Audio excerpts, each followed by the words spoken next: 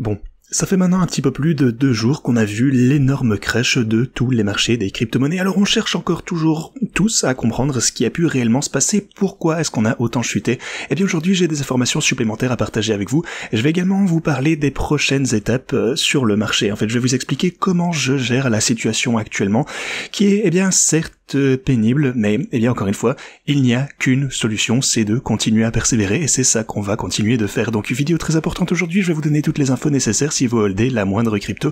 Je vous tiendrai également au courant au sujet des dernières nouvelles des insiders, je vous montrerai leurs prochaines actions également. Alors, bienvenue à tous, je m'appelle Maxime et je vous apporte chaque jour des nouvelles vidéos en français sur la crypto. Si vous êtes nouveau sur cette chaîne, alors soyez sûr de vous abonner et d'activer la cloche dès maintenant. Alors, comme toujours, allons droit au but. Alors, ce que j'ai fait au cours de ces 48 dernières heures, c'est... et oui, soit dit en passant, petite parenthèse, merci vraiment pour tout l'amour que j'ai reçu sur cette vidéo. Alors oui, effectivement, j'ai perdu énormément d'argent, sûrement d'autres personnes en ont perdu encore plus que moi, tout le monde en a souffert.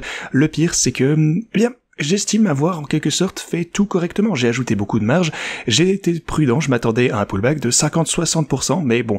plus que 70%, finalement ça commence à devenir totalement inutile d'utiliser du levier dans ce cas-là, comme on a vu pour de nombreux altcoins, et c'est à cause de ça que j'ai vraiment tout perdu.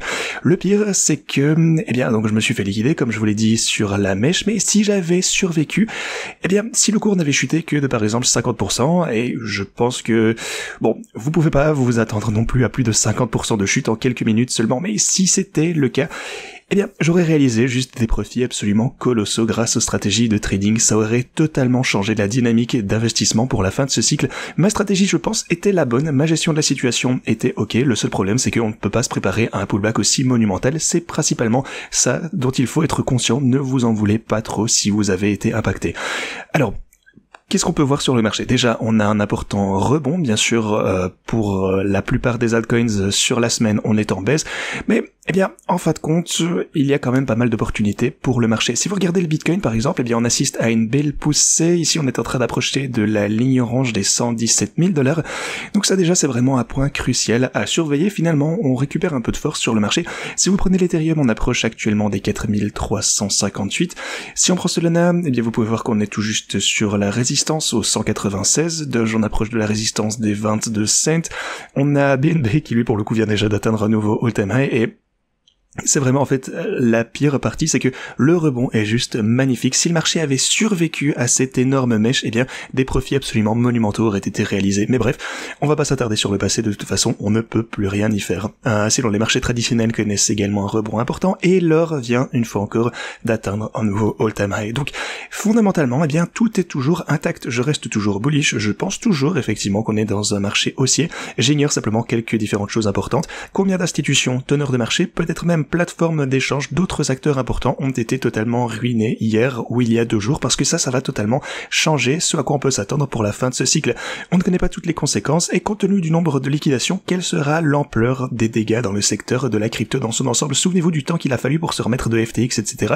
Si les gens ont perdu tout leur argent, c'est pas une bonne chose, et ils ne continueront probablement pas à investir dans la crypto, et ça, ça pourrait avoir des conséquences extrêmement néfastes au plus long terme. Donc, voilà les quelques éléments que j'analyse actuellement. La situation aurait été, extrêmement différente si par exemple on avait subi un crash important et qu'on était resté en dessous de ces niveaux. Donc un crash important et qu'on reste aux alentours de ceci, ça pourrait signaler que le marché est fini, mais comme on assiste, comme je vous le disais par exemple avec BNB qui atteint déjà un nouveau all-time high, ou presque en tout cas, vu qu'on a un rebond qui montre de la force, je pense que on peut toujours être optimiste. Mais étant donné que les gens étaient touchés aussi durement et que maintenant on assiste à un rebond, les opportunités sont tout de même limitées. Pour le coup, si on était resté à 861 pour le BNB, ok, au moins vous aurez pu acheter durant ce dip et profiter de ce mouvement de 50% supplémentaire, mais étant donné qu'on a déjà connu ce rebond, certaines opportunités n'existent déjà même plus. Donc ça, pour le coup, c'est assez dommage parce que la plupart des personnes ne peuvent pas en profiter, tout s'est passé juste beaucoup trop vite, il y a très peu de personnes qui ont pu saisir ces opportunités, mais bref, on en retrouvera d'autres de toute façon. Si vous prenez mes stratégies de trading, quelle sera ma prochaine décision?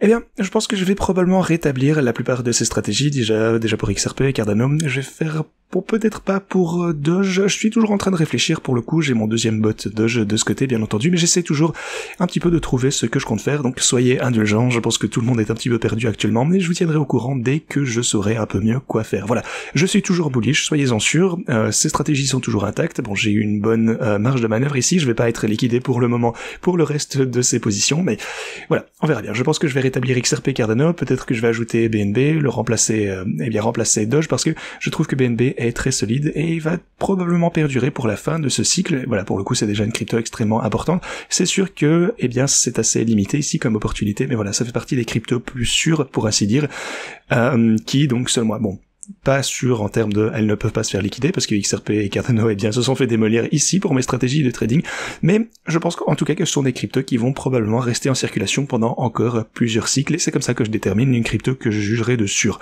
Mais voilà, je vous tiendrai au courant plus tard à ce sujet. Alors bien entendu, si vous souhaitez utiliser mes stratégies de trading, rendez-vous en description de cette vidéo, vous trouverez tous les liens nécessaires de ce côté. Inscrivez-vous par exemple sur Pionex via ce lien, ensuite vous pourrez copier mes stratégies. Si vous souhaitez utiliser l'un de ces deux liens afin de bénéficier de bonus intéressants également. Soit dit en passant, demain je vais annoncer d'ailleurs des nouveaux bonus pour Pionex et ça vous permettra d'ajouter une stratégie en utilisant mon lien de parrainage. Donc si ça vous intéresse, n'hésitez pas à préparer votre compte, inscrivez-vous dès maintenant. Pour ceux qui sont déjà inscrits via mon lien, pour le coup c'est parfait, vous pouvez toujours utiliser ceci de toute façon. Quoi qu'il en soit, plus d'informations à venir à ce sujet demain. Bref, parlons de ce qui s'est réellement déroulé parce que de plus en plus d'informations ainsi que de preuves sont en train d'apparaître et il s'agirait en fait d'une énorme manipulation. Bon, bien entendu, l'annonce de Donald Trump, c'est un petit peu, c'est ça qui a tout déclenché, on va dire, mais c'est tout de même une manipulation énorme. Alors, comment ont-ils fait ? Il y a quelques jours, lorsque ceci s'est produit, vous pourriez utiliser de l'USDI, donc de l'Ethereum encapsulé, du Wrapped Ethereum, ou même du Sol, comme garantie sur Binance, en utilisant de la marge croisée. Autrement dit, donc le cross margin, ça signifie que vous avez un solde sur la plateforme d'échange d'une valeur de, disons par exemple, $1 million en stablecoins, en USDT, ou bref. Si vous subissez des pertes, vous pouvez, perdre autant sur les positions que vous le souhaitez, tant que vos pertes ne dépassent pas la valeur de votre garantie, qui dans ce cas est de $1 million. Donc, dans ce cas-là, tout va bien. Mais pour les stablecoins, ça pour le coup c'est acceptable, mais si vous utilisez, des Ethereum ou BNB ou Sol, n'importe quoi, quelqu'un a en fait manipulé les prix, ils ont dumpé des sommes incroyables sur Binance, ce qui a coûté, à la valeur des garanties des utilisateurs de baisser également. Alors, si ces actifs chutent de 50% sur Binance, la garantie, la valeur de votre garantie chute également de 50%. C'est ça vraiment qui a entraîné des liquidations et des pertes juste inimaginablement, bien sûr. L'attaque est d'une envergure immense. Ils ont gagné $192 millions grâce à un short ouvert quelques heures plus tôt. Alors, on peut donc déterminer que c'était une attaque de grande envergure. Alors, est-ce que c'était Binance? Peut-être. Est-ce que c'était simplement une faille dans leur système? Bon, bien entendu, c'était une faille. Binance l'a également admis d'ailleurs, et ils sont en train d'essayer d'indemniser les utilisateurs pour ceci. Seulement si vous utilisez ces actifs, bien sûr, si vous êtes fait démolir, vous n'allez recevoir aucune compensation. En revanche, si vous utilisez ces actifs spécifiquement sur Binance, ils vous indemnisent, mais ça prouve simplement qu'il s'agissait d'une faille de conception du système de Binance dans la marge croisée, et c'est ça qui a provoqué l'effondrement de l'ensemble du marché des cryptos. C'est vraiment dommage, et ce genre de manipulation, ça arrive parfois, c'est les dangers auxquels on s'expose dans les cryptos, ça va continuer de se produire, ne vous y méprenez pas, ça arrivera encore, mais franchement, j'ai jamais vu une chute de prix aussi rapide et aussi dingue qui va aussi bas, c'est juste totalement inimaginable, et encore une fois, ça ne devrait pas arriver. Comme je vous l'ai dit, par exemple, Atom a littéralement chuté jusque 0 sur Binance, ce qui est absolument dingue. Alors, le crash du marché des cryptos du 11 octobre est suspecté d'être une attaque ciblée exploitant une faille du système de marge de Binance. Et comme je l'ai dit, est-ce que l'attaque a été menée par un attaquant qui cherchait simplement du profit, ou est-ce que c'est quelque chose de plus grave? Est-ce que ce serait des acteurs peut-être de la finance traditionnelle qui veulent montrer qu'il faut éviter les plateformes d'échange offshore et privilégier les plateformes réglementées? Est-ce que c'était une attaque un petit peu de clan? Peut-être qu'ils vont intervenir, ils proposeront probablement une alternative d'ailleurs, donc on va voir ce qui va se passer avec tout ceci, mais je pense qu'on n'a pas fini d'en apprendre à ce sujet. Ce qu'on sait pour le coup, c'est que cette semaine s'annonce riche en événements. On a Jérôme Powell qui va prononcer un discours demain. De plus, on n'a aucune nouvelle concernant les droits de douane pour le moment. La Chine semble assouplir un peu sa position. Des nouvelles positives parviennent très doucement, notamment de la Maison Blanche, et c'est la raison pour laquelle on observe actuellement tout de même un rebond dans le vert, donc ça fait plaisir de souffler.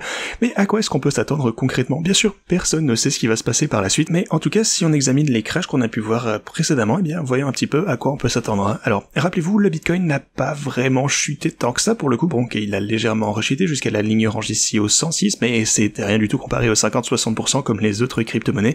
Donc ça, c'est déjà un point essentiel à garder à l'esprit lorsque je vous explique ceci.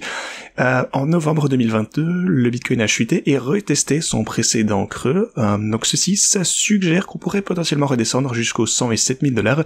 Donc retester ceci à plusieurs reprises avant de pouvoir continuer à la hausse. En juin 2022, le Bitcoin a retesté le bottom de sa range à plusieurs reprises et a oscillé pendant 3 semaines.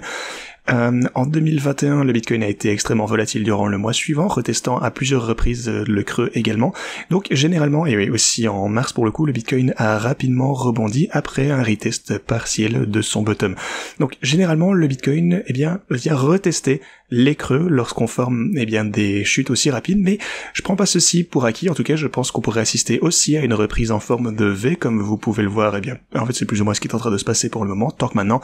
Mais sachez simplement que généralement, on a tendance à redescendre pour retester le creux de la mèche. Et puis, à partir de ce moment-là, on voit un plus gros rebond. Donc, j'essaie juste de vous tenir informé, gardez ça à l'esprit. Sinon, la plus grosse whale du Bitcoin qui a réalisé des profits absolument incroyables est toujours sur une position short, les gars, 164 millions de dollars en short sur le Bitcoin. Mais n'oubliez pas non plus que tout le monde est en train d'observer cette whale. On sait qu'elle possède pour le coup déjà, 3,3 milliards de dollars en Bitcoin. Donc, globalement, il est toujours exposé au Bitcoin pour le coup, mais voilà, il est tout de même en position short ici qui rend la situation vraiment intéressante.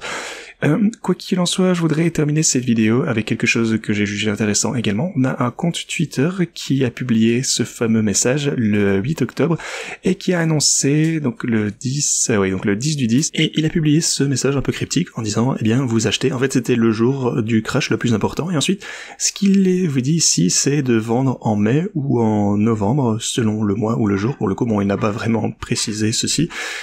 Et lorsque quelqu'un lui a demandé pourquoi, il a répondu simplement je ne sais pas. Donc voilà, le 11 mai ou le 5 novembre, il n'a pas précisé ceci non plus, mais voilà, on verra bien, ça pourrait être simplement une coïncidence, peut-être qu'il n'y a rien à voir là-dedans, peut-être qu'il sait quelque chose, peut-être que c'est pas du tout le cas, je voulais juste souligner ceci. Quoi qu'il en soit, j'espère que tout le monde va bien, gardez à l'esprit que, quoi qu'il en soit, on va s'en sortir. C'est encore un petit peu difficile, bien entendu, avec l'argent que j'ai perdu, que beaucoup de personnes ont perdu. Je suis sûr que vous avez été durement touchés, et je suis là avec vous, c'est la crypto, ça arrive, ça arrivera encore, mais on ne peut que continuer à avancer, on va s'en remettre, et finalement, on va s'en sortir avec le reste du marché des cryptos. Ceci étant dit, merci beaucoup d'avoir regardé, moi je vous dis à la prochaine.